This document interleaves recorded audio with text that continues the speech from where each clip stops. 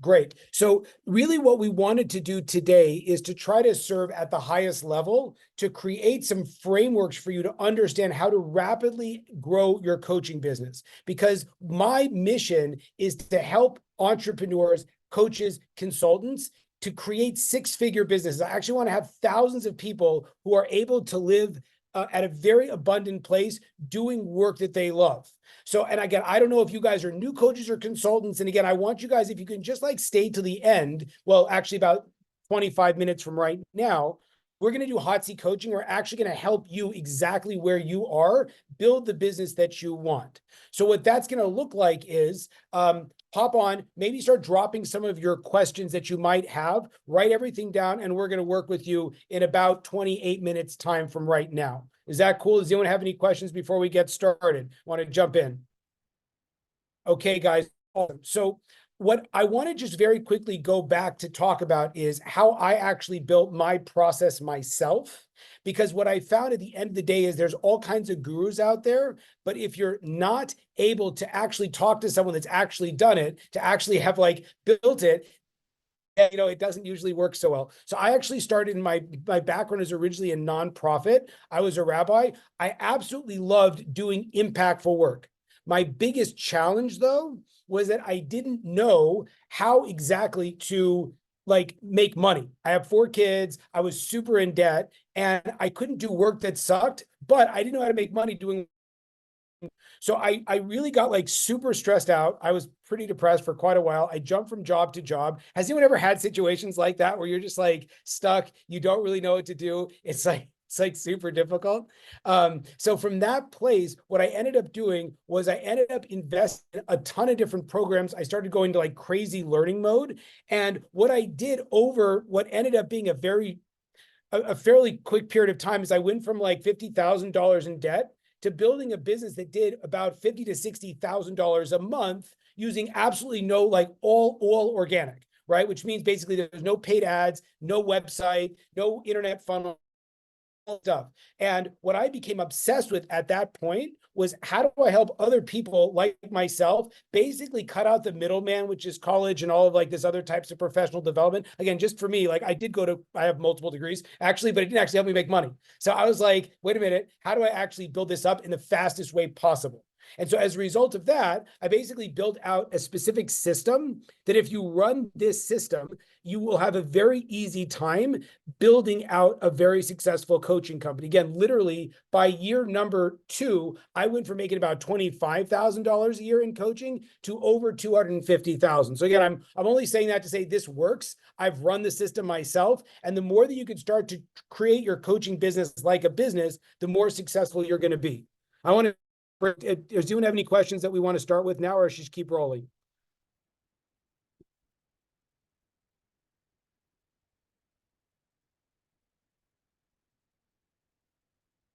Any questions? Keep going. Can you hear me okay, guys? You're doing great. Let's keep going. Awesome. Okay, great. So the most important thing when it comes to building out your business is you have to realize that it's all a lot of times we run to try to get more qualified, to try to build things. It's all going to start with a basic mindset. And you have to adopt the mindset of, I'm going to do something I've never done before. You have to actually start to hear for yourself all of the fears that come up.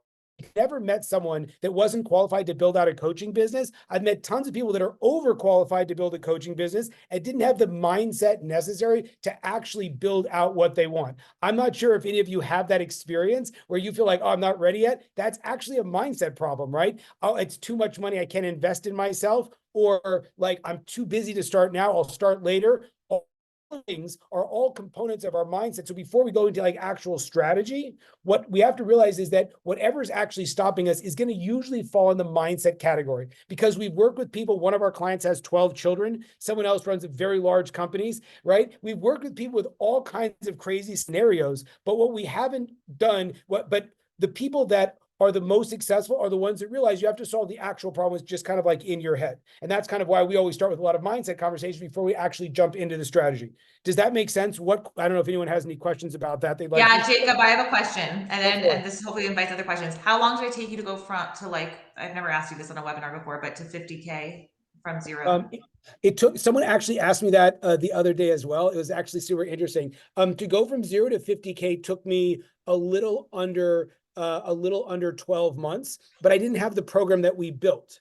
What And was so the as a mindset result, you needed to shift? the biggest mindset shift that I needed to do was that I had to take radical responsibility for my success, and I had to take failure off of the table.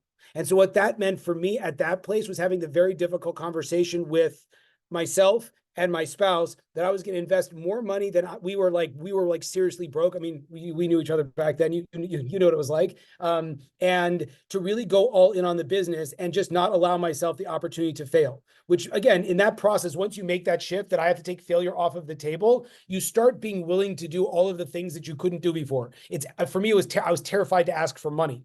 I was terrified to like ask to commoditize like my mindset work that I've done with people at you know, in the rabbi things, but I had to work, because if I didn't work, like, again, I just took failure off the table. I was going to make it work. Any other questions, or do anyone want to share about that?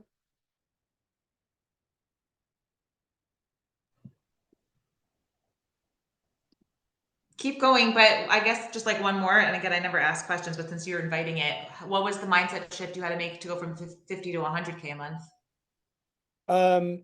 That's a really great question. So first of all, I hired a coach who was very helpful, who might or might not be on this call, to help me like really qualify my message. And again, to go from 50 to 100, you have to be willing to really fail a lot. So on one hand, I took failure off the table to get to 50K, and then I had to put failure back on the table to get to 100K, which meant really, FundMe says she's still terrified to ask for money. Okay, cool. Stay tuned, because by the end of this, we're actually going to work with you. We're going to get you there, right? So I had to take so again, to get to 50K, I can't fail. To get to 100K, I want to fail. Now, again, do that obviously responsibly, have money set aside, which again, if you're making $50,000 a month and you're not, you know, like balling out of control, you should be able to put some money aside to support your family. But then you have to be willing to do all of the terrible things, lose money, getting, you know, like stretch really big. And the failure is actually, you have to become very comfortable with it, because otherwise you're never going to really grow and scale past those like bigger numbers. Any other questions, or we keep going? Okay, cool.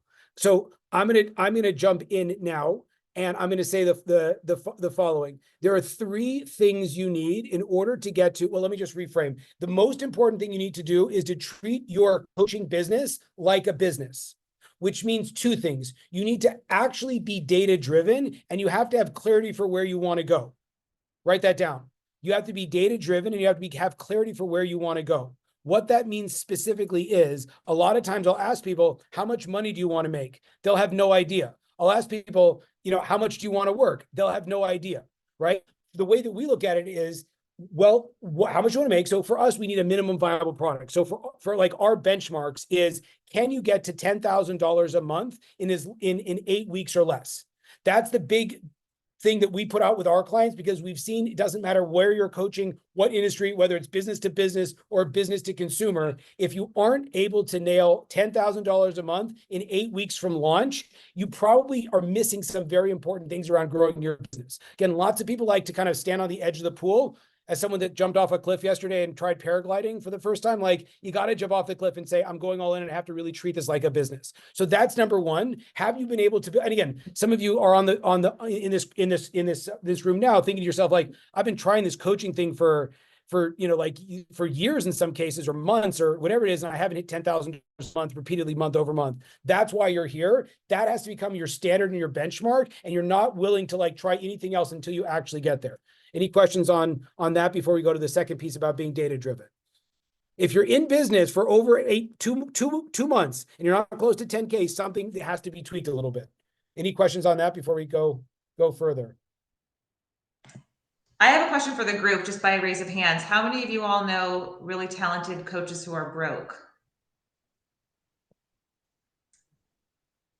Yeah. Okay, just checking. The second thing is, what we love to talk about is the idea about being data driven.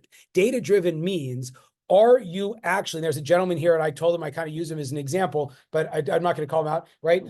Is the business you have actually netting you the money that you want, right? So a lot of times someone might think, oh, I want to do this kind of coaching for this type of group of people, but you don't know that group of people, and like you're like going to try to start like, you know, targeting strangers on the internet.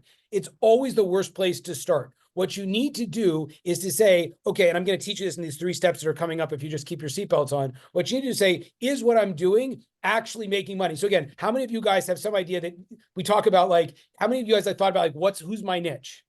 Out of curiosity, you heard that idea, like you have to pick a niche, right? So a lot of times coaches will say, I'm picking a niche, but they don't actually know anyone in their niche, and they don't ever make any money in their niche. So someone told me, oh, I'm a productivity coach for people in a certain industry. And I was like, do you know anyone in the industry? Like, not really. I was like, have you really built up a business in that industry? It's like, not really. So I would always say, go where the money is. So I would, again, we're going to talk about that in 1 second, but if you're able to get clear on whether or not there is money being generated from this, if you're not making money, don't stay married to what you want to do, but be open-minded to who else you can help. Because probably, again, me training coaches, I never saw that. Right? How do I know that? I didn't know I was like, could do business. I was a rabbi, for crying out loud. I thought I could do mindset work, but like actually like helping people scale and build businesses to make hundreds of thousands or millions of dollars. Like, who am I? The reality is, over time, I realized A, I was really good at it, and B, people were paying me to do it, and I loved it. So that's why I transitioned to this. Any questions on that second piece about being data driven?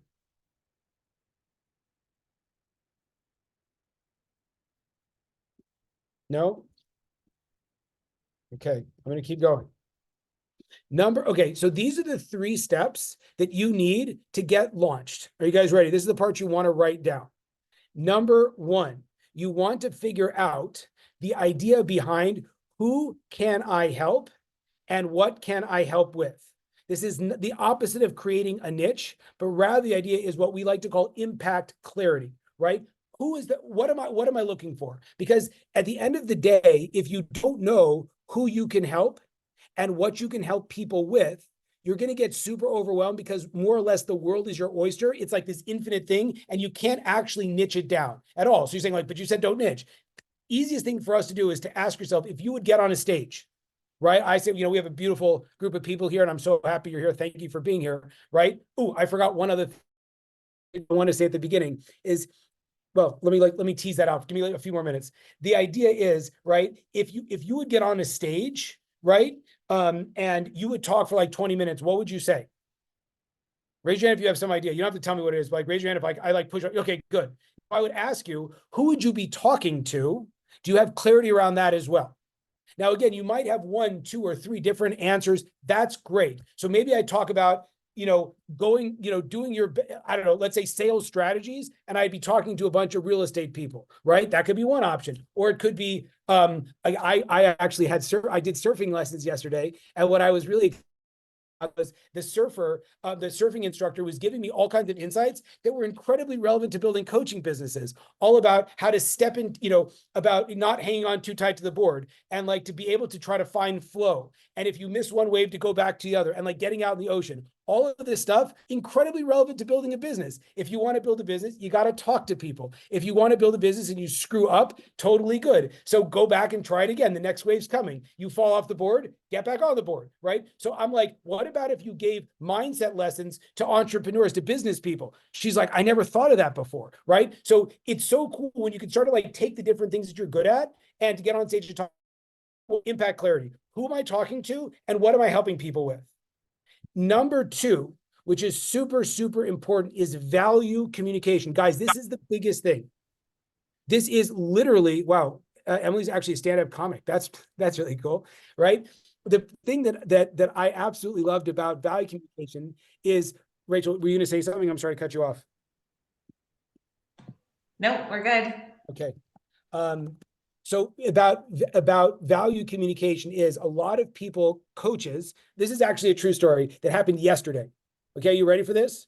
There's a wonderful woman named Tina that joined our program weeks ago.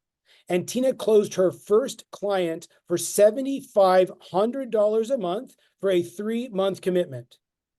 She's 2 weeks in from launching her business. Again, this is like a true story. She's not like, she's a Wonder Woman, but she's like here, right? And she generated $22.5 thousand, right, in the first 2 weeks. How did she do it? So she did not show, and we asked her, I'm like, so like, Tina, what's your story? Did you give like a whole process and system? She's like, no, I learned how to listen. And then I talked about what working together would accomplish for this person. That's called value communication. It's a real life, actual example. So what you're able to do is if you can show people how working together is going to impact their life, they'll hire you. If you show people what your process, your system, your certifications, your whole thing, they're not going to hire you. That being able to effectively communicate the value of what you do is literally the most important thing when it comes to actually building out and closing clients. Do you have any questions on that, Rachel, or should I keep pushing on because we want to get to the hot seat coaching? Yeah, we have a few more minutes for the strategy. So hopefully everyone's taking notes here and writing this stuff down. And then I would just invite you to start thinking about what is the one question you have that if you could answer, your business would change for the better so that we can start to support you in this conversation. Awesome. Here's the third one. If you guys are ready, you guys are not going to like this. You are not going to like this at all. I'm just warning you. I didn't like this. I had this happen to me yesterday. I mentioned I'm terrified of heights. And so I decided to challenge myself for 20 plus years. I've been afraid to do paragliding. I decided I was going to do it yesterday. So I got to the cliff and the guy's like, okay, start walking. And I was like, aren't we going to talk about this first? He's like, just start walking. I'm like, is this like the dry run? We're really close to the edge. He's like, just start walking. And then when you get to the edge of the cliff, close your eyes and keep walking. I was like, what are we going to talk? And he just started, it's insane. So what that, and believe it or not, I went from like showing up and parking my car to literally like 300 feet above the Pacific Ocean out here in San Diego. I did that within about seven or 8 minutes, right? A fear for 2 decades. I broke it in seven minutes from like parking there. So we like to say, start before you're ready and charge more than you think you're comfortable doing. That's the third secret of coaching. Start before you're ready. If I waited until I was ready, I still wouldn't have started because I never feel ready. The only way you know you're ready is you jump in and charge more, because the more, again, I don't know, there's lots of people that I've talked to and they're like, well, I'm going to coach for free for a couple of years and then I might charge like $6. And, I just want to ramp up my prices slowly. Emily, I love your expressions. Yeah, I'm like, I do the same thing. I'm like, what are you talking about? Here's the secret, guys. If you're not charging lots of money, your clients don't care. Right. There's a wonderful woman we worked with and she's like world class before we started working together. I actually she's a well-known, best published author, well-known. And my friend and his wife actually hired her. I wonder if she'll see this this webinar. My friend and his wife actually hired her to coach them and around parenting. And I said, hey, how's it going? You have like a world-class expert. I'm like, how much does she charge? He said, maybe like $100. I'm like, that's it? He was like, yeah, honestly, like, if she was charging more, I'd probably show up more on the calls. And it's so crazy. So the reality is if you're charging too low, you're probably not getting the highest caliber clients. They're probably not going to be really bought into the process. And it's going to make your lift as a coach much, much, much higher. I hired a guy for $15,000 an hour, $15,000 an hour. Guess what? I was really dialed in on those calls. I took every single step of action that he told me to take, and I was ready to do it over and over again. And the awesome thing was I made exponential return on that because I was so invested. So rule number 1, impact clarity. Who do you help and what are you helping with? Number 2, value communication. What's the outcome of working together? And number 3, do you teach special lead questions? Yes. Ruvain asked me in the direct message, do you teach special questions to help people? Sorry, let me scroll up. Do you help to help people open up and like how to like enroll people? Absolutely. Yeah, that's super important. You have to know how to show people what they're doing. The third thing is start before you're ready and charge more than you have to.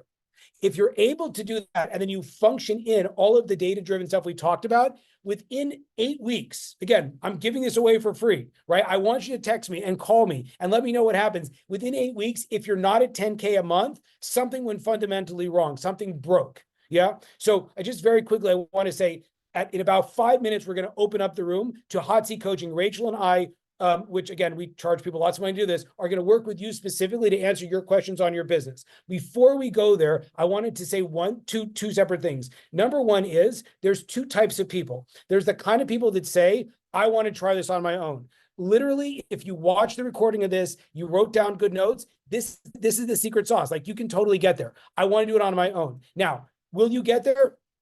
Probably. Will it take you some time? Maybe, right? There's another type of people that say, I want to do this with support. I want to get this done right. I want to get this done fast. And if that's the kind of person you are, again, ironically, I love the coaches that are like, hey, do you want coaching on this? And the coaches are like, no, I'll just try it on my own. I'm like, good luck with getting a lot of clients who are, because you always attract the same kinds of people as you are. So if you're like a super stubborn person that never wants to pay any money for, Rachel and I actually have a client. He's making about 50K, 50K a month. And we were challenging him, but he was charging like $3,000 or $4,000 a month per client. And Rachel and I challenged him, what would a $10,000 a month offer look like? And he was like, oh, I couldn't do that. And we were like pushing around trying to figure out like what his problem was. And he came out, he said, I built my multi-million-dollar business. I didn't spend a single dollar on coaching. And we're like, that's super awkward. So you're basically selling a product that you yourself don't believe in. The crazy thing is, like, we know this guy. This guy's generating millions of dollars for his client, but he's still really stuck in his head about his ability to charge enough to really bring in those clients. So number one is, do you want to do it on your own, or would you like help? If you'd like help, that's exactly what we do at businesslift.com, which is we help people build that $10,000 a month business in as little as 8 weeks. Before you get to the hot seat coaching, I want to say that just thank you for being here if you'd want. And again, I can only do this for like 5 people. I will spend, let's say like 30 minutes to like an hour, like going through your business. And sometimes I can rope in Rachel as well. If you want, go to businesslift.com. I can only do like the first 5 people. So just, open your browser or whatever it might be. Go to businesslift.com and just, click on a strategy session. It's somewhere on that empty page and, not empty page, the website. And grab that time. Again, only the first 5 I can do. After that, I will say, I'm sorry, and it won't work. Anyway, but that's fine. Rachel, anything else I want to say in the thing, or we want to open up for the hot seat coaching? No, I think that's great. I would just like for you to please put like one of those emoji hands up or whatever you need to do to share that you have a question. I also have a request for Abby, Emily, and Charles to unmute yourselves now, if you're willing, and be bold and step forward, because all 3 of you shared one question, and I think it would be fun to coach all 3 of you at the same time. Oh, wow. I know we've never done that before. Is that okay? I love it. Let's do it. Okay. All right. So the question from the 3 of them, which I have a feeling other people share, is how to find clients who are ready to pay. Emily's way of putting that was connecting with qualified leads. And then the reason I know that Charles is in it is because he just wrote yes with an exclamation mark. So if the 3 of you would unmute yourselves, and Charles, let's start with you. What is the challenge for you here? I'm well known in the region as a resource for talent acquisition and employee development. But then getting folks to lean into that and to pay for the services. I've come from a nonprofit world similar to you, Jacob, and now I'm over on the other side, and the qualified lead is the problem. They're just not. Okay, nice. Okay, Emily, you're unmuted. Give us your specific question. I'm new in town. I just moved across the country. And so I'm just trying to connect literally with people. Like it's just about connecting with people who are in the right mindset to buy. I'm not going to say even that they have the money, that they want it so bad that they're willing to pay for it. Nice. Okay. And then Abby, what's your question? Yeah. So, sorry, I'm not on video. I've got my daughter here with me. So I just, mostly what I'm realizing are, I'm in New York City and the surrounding tri-state area. And I'm just noticing, in my area, there's a lot of people to choose from. So everyone's charging different rates. I actually already have a decently high rate per hour. And I just find like they'll shop around and they'll just say, oh, I'm going to go with someone cheaper. And so I think really it's not an issue with me or my rate. I think it's an issue with the client that I'm bringing in is not ready to commit or pay the higher rate. So I'm trying to figure out how do I advertise? How do I get those clients who are ready and committed to themselves and are willing to pay higher rates? I'm gonna just very, very quickly, if it's okay, if I can be bold and ask, like, how much are what's the definition of higher rates and where are you currently? Yeah, so I basically charge by the hour, and I'm in the New York. Abby, we're gonna bust you on that, but we just met, so I'm not gonna do it in front of all of your friends, but I might Sure. bust you. Go ahead.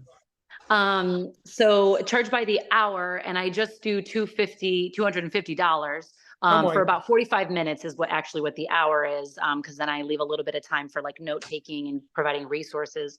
So that's about it. And a lot of people around me are charging, $175 an hour, but then I see people Abby, charging 300, 350. how much, yeah, freak me out and make me like, just like really uncomfortable and tell me Mhm. exactly how much you'd like to charge if like if you could do whatever you want.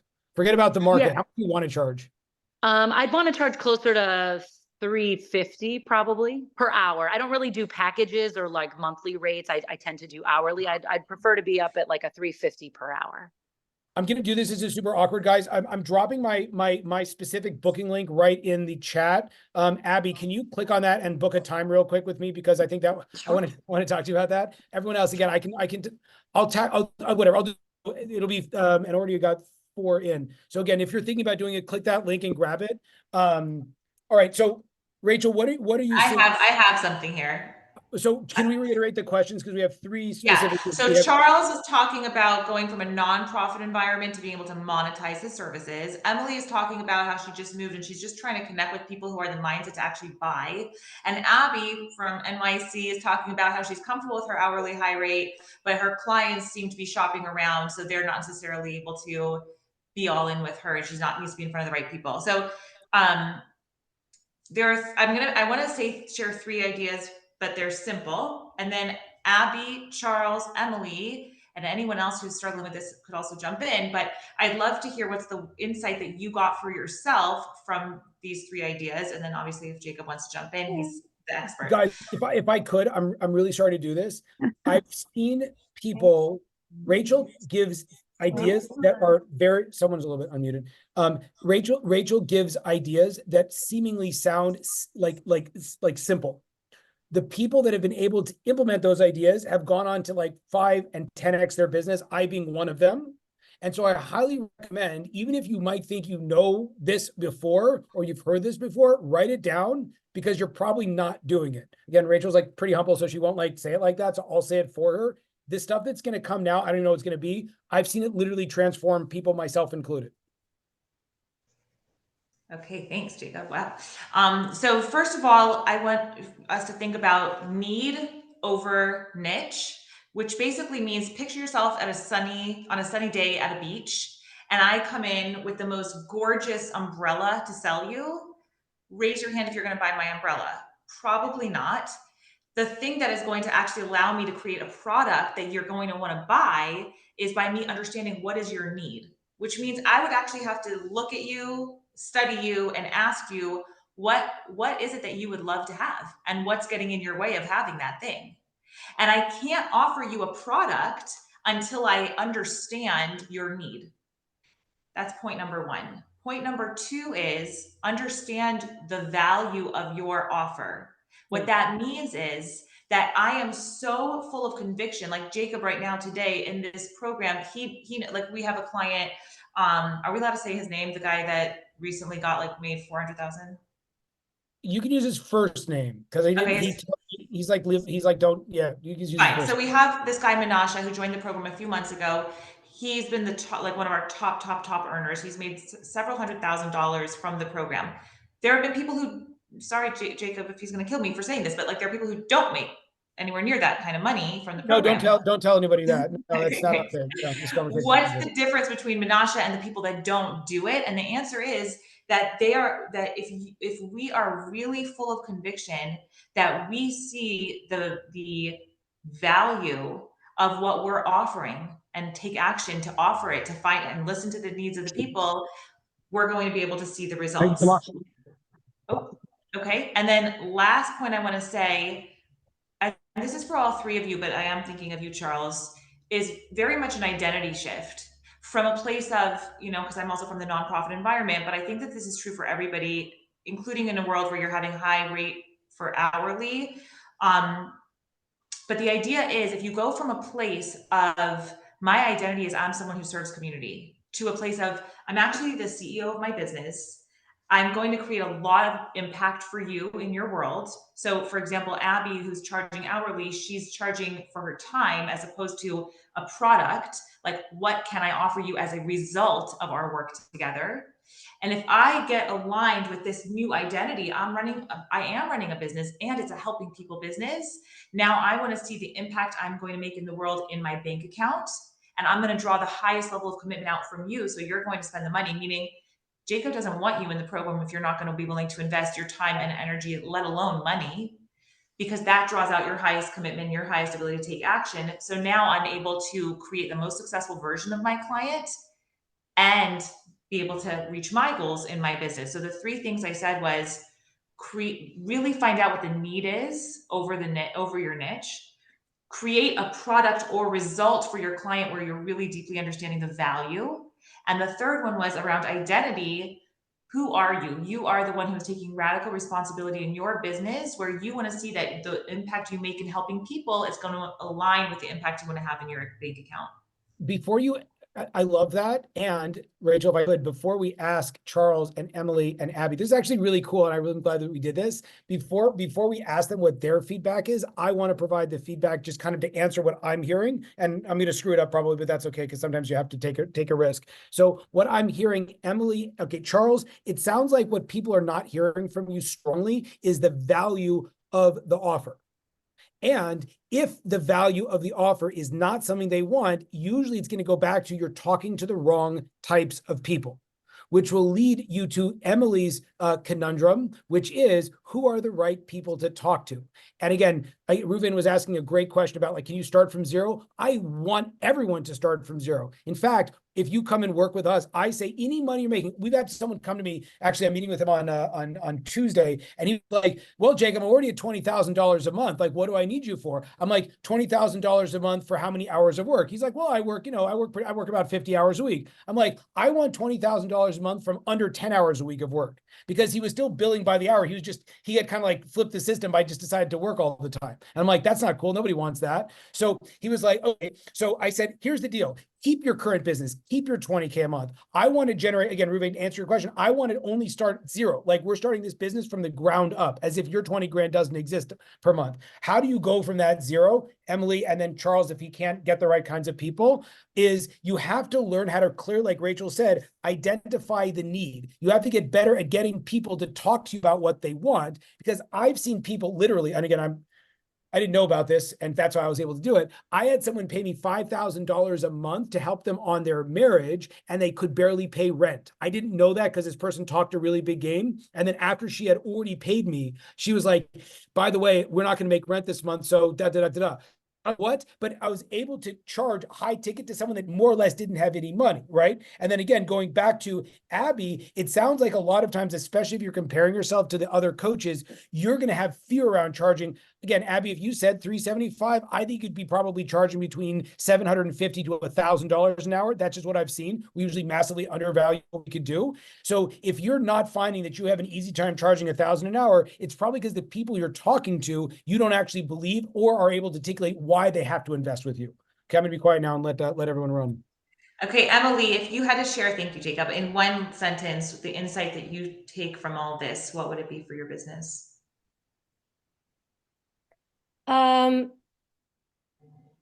I guess I have to redo my package. Yeah.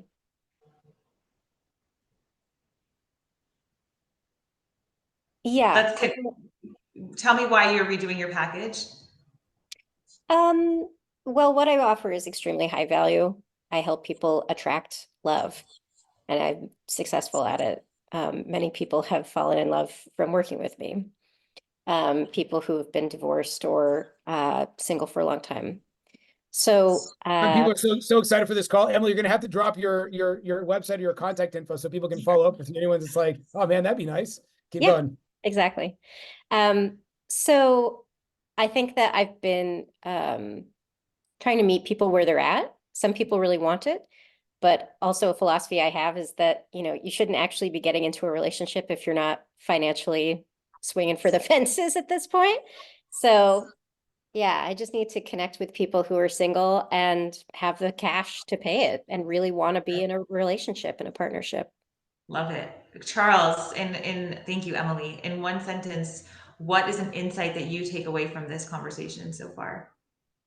I've got to focus more on the value that I'm bringing from the standpoint of helping them retain workforce and to hire in the right kind of workforce that they need. I hear a lot of clarity in that. Awesome. Boom, Abby. Charles, give you a high five. Nice job. Thank you.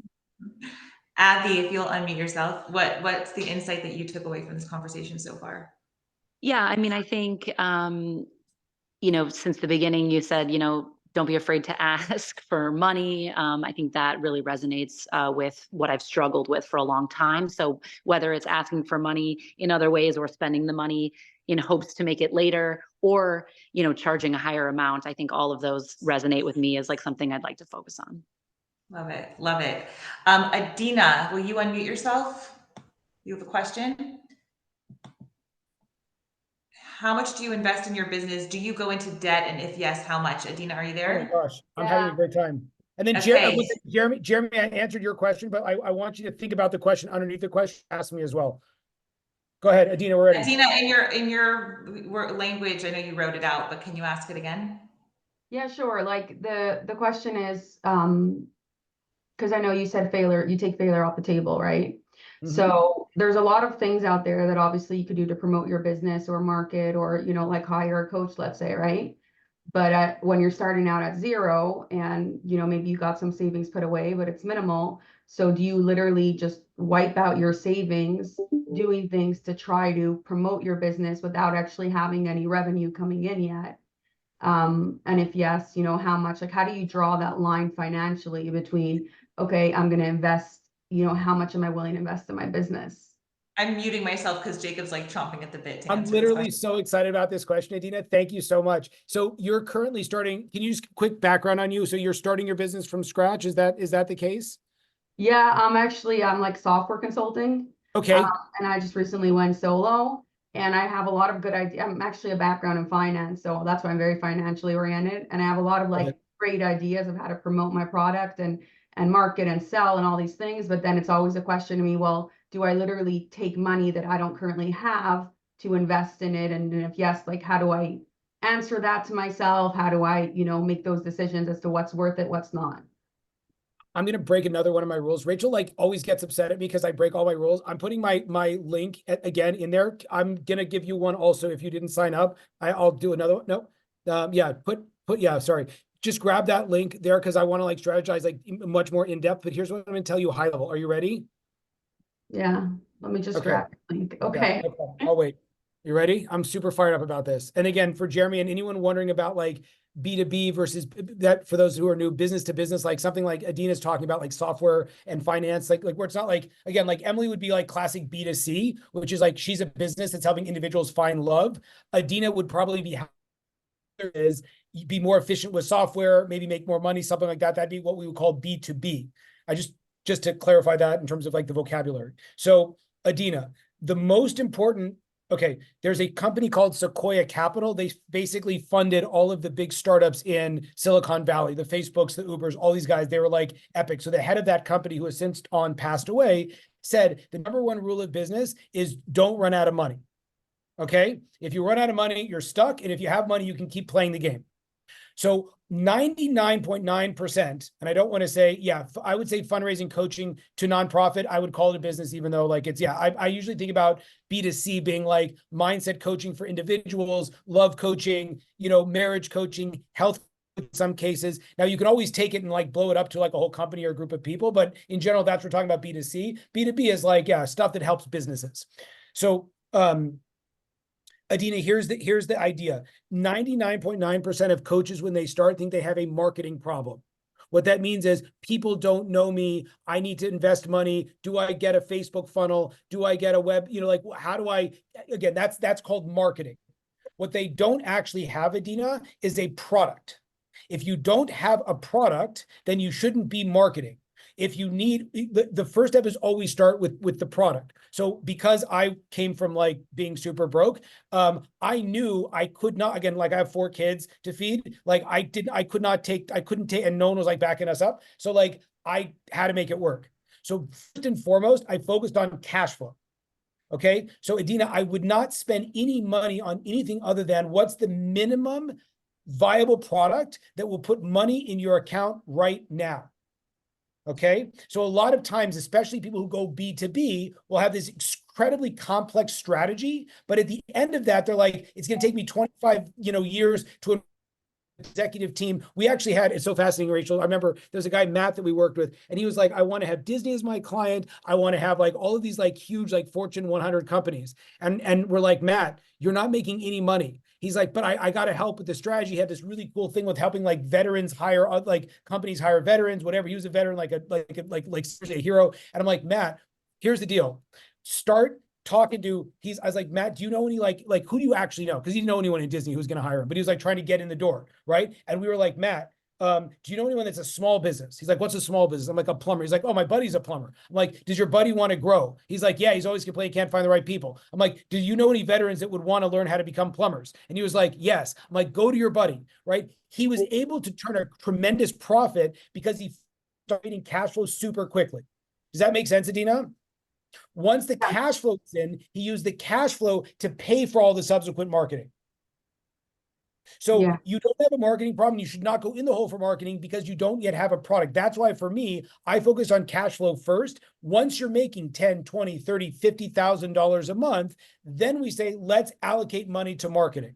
Does that make sense, Adina? Yeah. Yeah. So let's get you a product first. Again, if you didn't grab a time, grab a time. I really, really want you to get the product first, get the cash flow in, so you're not reaching into savings to pull out, but it becomes a business expense that will allow you to kind of keep in business and rolling. Does that make sense? So you're basically saying, because I have a product, but my product is like a very high-end product that, it's really hard. So you're saying land a product that will immediately give you cash flow so you can generate and then scale upwards, basically. Yeah, unless you have funding. Again, I never like to raise money from your savings. You know what I mean? That's too risky because you could run out of money pretty quickly. Again, I'm not sure what you've been saving. So maybe you're sitting on hundreds of millions of dollars. But if you're not, so then I would always try to protect. Again, I don't want to go broke trying to launch a business. That's not super smart. I try to generate cash flow quickly. Again, for me, business should be super boring. I remember when I bought one of my cars, I was sitting and there was a Ford GT. That's a $500,000 car sitting in the lot. And I was like, dude, whose car is that? And this guy was like, oh, he owns what do he own? He owns a flooring company, right? He just put flooring in. I was like, oh, wow. So the idea is a lot of times you can generate a ton of money from very simple businesses. So with coaching and consulting, same thing. Let's get you some small $10,000 to $50,000 a month, then let's blow up your marketing. Thank you. My pleasure. Any other, I don't know, Jeremy, if you had any questions specifically no, nothing. Okay, Rachel, you want to open it up and who else we're taking? Got another 11 minutes, guys, 11 minutes. Sure. Okay. Yeah. I would love to hear from someone who has their feet wet in the coaching consulting world, but never has yet monetize the offer to the degree that they want. Someone like that in the room, if they want to unmute themselves. Oh, Angela. Okay. Hi, everyone. Hey. Really glad to spend this afternoon with you guys, especially with the two of you. So a little bit of a quick background. I'm a psychotherapist that has my own private practice. I'm self-employed. And I'm trying to launch one of my certifications is as a brain health coach through the Amen clinics. I don't know if anybody has heard of the Amen clinics, but he's famous. If not, yeah. 40 years of research on the brain. So with Dr. Daniel Amen. So I'm actually trained under him. And I see that this is a very unique product to use. I just don't know how to be a 2-in-1, if that makes sense. Like a psychotherapist and a coach together. Do you mean that from in terms of how to support and serve your clients, or from a business building perspective? I would say, that's a good question. I would say maybe both, maybe a mix of both. Okay, Jacob, why are you tequila? We have a code called tequila face for grimacing because we're uncomfortable. Jacob, why are you tequila I'm grimacing. It's a cheap tequila. The good stuff you don't really grimace on. Angela, I'm doing it again. Can you just grab a time because I get super excited. I don't want to graze over this, but it's okay. Okay, here's literally everyone who's asked a question has been given. I know. I feel like there's no. Yeah, I'm gonna be screwed next week. I'm gonna be. All right, I'm doing nothing the rest of the week and just sitting on the beach. Okay, so here's the deal, Angela, you ready? Yes, I am. I'm listening. All ears. Okay. Okay, so number one is first of all, I love the fact that you're coming from, like, a lot of my background, like my first clients that I worked with were either coming from the nonprofit world or the mental health world. And we actually have a therapist who went on to build a business that's doing currently about $60,000 to $80,000 per month because she Wow. basically she was struggling. I remember, like, kind of Abby, she was like, the best people in my field are charging like $250 an hour. There's no way I could go above that. And I'm like, lady, like, she actually came and asked me, like Adina said, she's like, so should I spend $20,000 on this marketing company? And I'm like, for what? You're gonna go, like, you're never gonna actually, like, make the 20 grand back because you're charging too low. Anyway, so here's the idea. Number one is, I want you to treat your coaching consulting business as separate from what you're doing. Think about that as completely different. Now, I would love for you to look into, also not to get stuck in the details. This is kind of the pain in the butt that I want to do, like personally with you, but like, you'd want to just check and make sure there's no kind of like legal or ramifications between opening up the separate business. You might have to open up a separate company for that again. So you'd want to check that. I would then go all in on the brain coaching, that kind of component. So what was your question specifically on that? Like, how do you do it? How do I kind of do it while still being a therapist? Because I don't want to give up therapy. I still want to provide those services. Okay, so here's the idea. I would figure out, I love this. I actually did this. Again, I'm super risk adverse, so I never want you to give up things. Thanks for coming, Charles. I would never want to give up something that's working for something that is I'm not 100% sure of. Right. So I'm very risk adverse. I didn't quit my day job as a rabbi until I was making, again, like 30 to 50K a month so it was easy for me to give up because I'm like, okay, I have savings in the bank now. I'm able to go all in. So don't quit the therapy. And if the therapy is meaningful for you, figure out how much you want to do it. Don't cut anything off, right? Then I would ask myself, how much money do I want my business to bring in, the coaching business? And if, again, do you have an idea how much you'd love to have your coaching business bring in? I'm just going to start lowballing. I would say 10 grand. No. Oh, you don't want me to lowball. Okay. Yeah, no, that's the next call. Yeah, this is the winner call. Go ahead. Okay. I would say close to maybe 50K a month. A month. Mhm. Awesome. So then I would think to myself, three things. Who are the people who would benefit the most from getting this kind of work? What would the outcome be? So one of my mentors, he charges you, get ready for this, $250,000 an hour. 250,000 per hour. He's got a friend of mine. Yeah, it's a lot of money. Anyway, so he decided the only people that could justify that kind of a price, he says he wants to work with the top, like, hedge fund managers he wants to work with top hedge fund managers, right? And he broke down how if you do some of the mental work that he helps you with, he actually has like studies of that, what that would mean for their businesses. And then he got one client, he helped that client, the guy's business exploded. I know the guy, like, it's crazy. Like, he literally had an $800 million exit, which is pretty good because he started like nowhere near there. And that client like built everything out. So I would like you to be thinking, who can actually benefit by working with me, I could get them these crazy results, and what would those results be? So that's how I would focus on that. But again, that was like a 50,000 foot view. But so book a time and we'll talk more about that. Rachel, Sure. what else we got? Thank you, Jacob. I appreciate it. Pleasure. Thank you. Okay, we are going to take one more person. So this is your opportunity. I don't know, Viata, John, Versavia, Ryan, Funming, Michael, whoever wants to step in, unmute yourself, ask a question. This is your chance. Last person. Just start talking. Oh, I see someone's trying to unmute himself. I have a question. Okay. How important Versavia. how important do you think brand identity is when it comes to being a consultant? Because that's kind of the sphere I'm in, and I'm wondering, like, from your point of view, how important it is to brand yourself, like both visually and strategically. Before we answer, just John, give me a thumbs up. Were you trying to unmute yourself also? No? Okay. All right, go ahead. So Jacob, do you want to answer this one for Versavia? You're so good. Do you want to offer your 2 cents, or you want me to do it? Because I'm just going to offer her another free session to take like. Well, I think that the answer to Versavia could actually benefit the whole group. So I'm wondering if there's something that we can do that would actually benefit everybody. And then Versavia also can have the bonus of a session.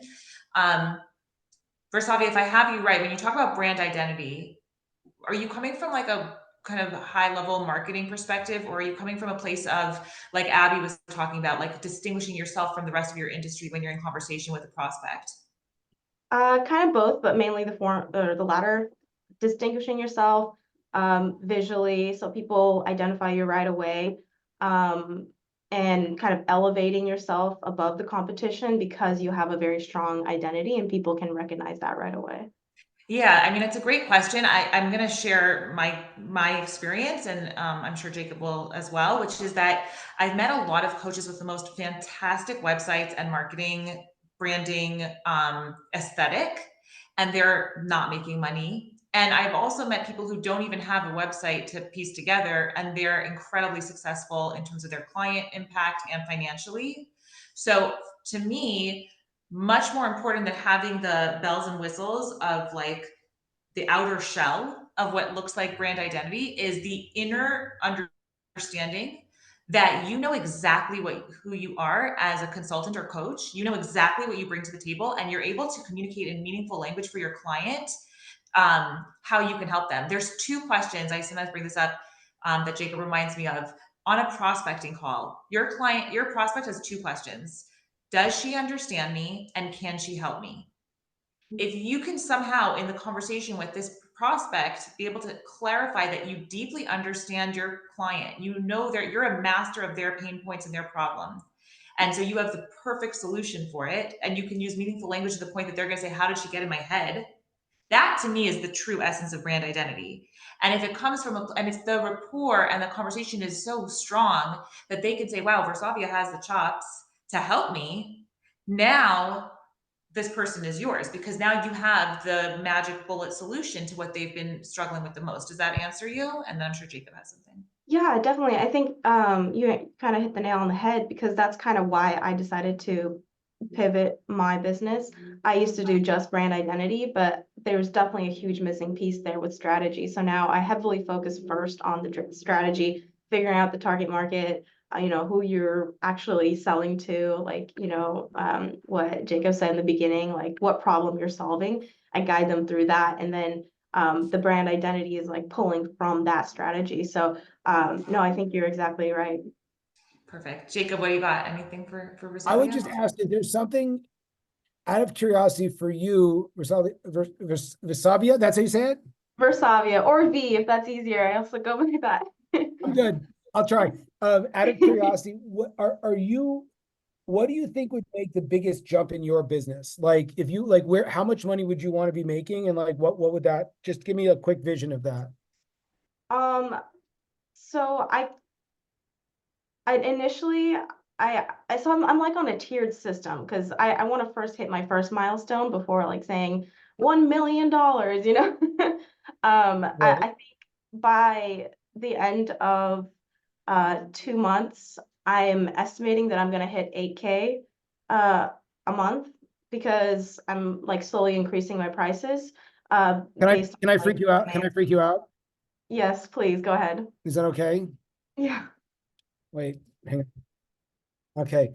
And again, there's a wonderful lady that Rachel and I both work with, and she was really afraid of raising her prices. So I just offered that any extra money she makes as a result of our strategy, she could just give to me. And so she would stay at the same, but then she would just give me the extra money. So I'm going to make the same offer for you. If I freak you out and you make all this extra money and you don't feel comfortable with it, we'll give you you can just send it in my direction. Okay. But here's the idea. If in 2 months' time you're on track to hit 8, I want you to realize that your potential is probably in the neighborhood of $16,000 to $20,000. Really? Yes, Okay. without a doubt. And if I would challenge you, and again, I put my thing again there, but I'll put it there so you can also do it because I keep screwing this up. But like, if you think you can do 8, you for sure can do 16 to 20. So then what I want you to do is consider what would have to change in my business to be able to hit those benchmarks in that time period. Okay. You're probably going to be shocked to see that there's going to be a different answer and a speed. Like maybe slowly ramping up your prices might not actually serve you. You might have to just jump off the cliff and to make more. And then if you have to make more, you might have to be realizing maybe I'm talking to the wrong people, or maybe there's got to be something that's That's all on that. So I would love to, again, I didn't answer your question, but I'm just telling you double plus what you think you can do and start to think about the perspective from that angle, because that's going to give you the actual strategy to make a lot more than you thought was possible.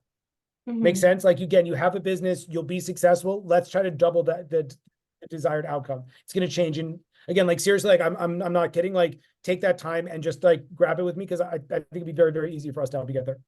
Yeah, that'd be Oh, great. sweet. Also, Rachel's literally are you putting your actual phone number on there? Are you crazy? Rachel's actually dropping her actual personal phone number there for you to like shoot her a DM. Guys, that's nuts. That's really, really sweet. Guys, grab it and message her. Cameron, thank you so much for being here. Guys, we really, really appreciate it.